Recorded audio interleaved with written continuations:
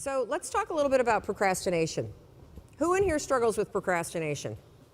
Yeah, and the rest of you that aren't raising your hand are just procrastinating on doing it, aren't you? I know. You see, I always thought procrastination had to do with the thing I was procrastinating around, right? Like that procrastination has something to do with work. Believe it or not, procrastination has nothing to do with your work. Procrastination is a form of stress relief. Let me explain this. So let's say that you've got some stuff going on in your life, and heck, who doesn't have stuff going on in your life? Maybe you're fighting with your significant other. Maybe mom's or dad's health is failing and it's really, really upsetting you.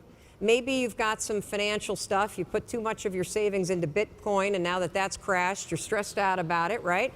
And so you go into work, and when you get into work, you got stuff to do, you kind of walk in and you got this big stress ball that subconsciously is hanging over your head. And so you walk in and you sit down and you know you got 13 phone calls you need to make. And you also know that you've been chickening out, you've been making easy calls, and there's a bunch of CIOs or other people that are higher level that you haven't been calling.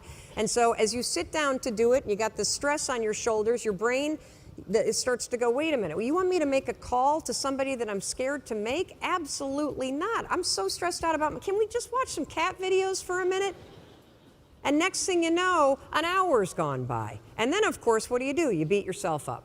So the only way that you can break this habit, and that's an important word for you to hear, you're not a procrastinator. You have a habit of procrastinating. Big difference. Because if it's a habit, I can teach you to use science to break it. You see, all habits have three parts. There's a trigger. And in the case of procrastination, the trigger's always stress. Then there's a pattern you repeat, and in the case of procrastination, it is to avoid doing something. And then there's a reward. You get a little stress relief. The only way to break a habit, you guys, is not to deal with the triggers.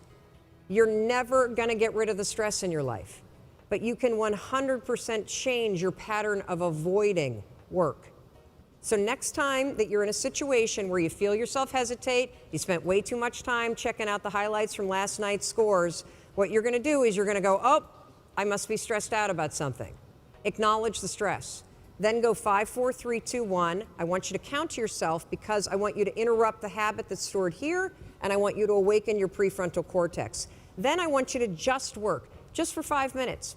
The reason why I want you to only work for 5 minutes is because your problem isn't working. It's the habit of avoiding. I just need you to start. And here's the other cool thing. We know based on research that if we can get you to start, 80% of you are going to keep going.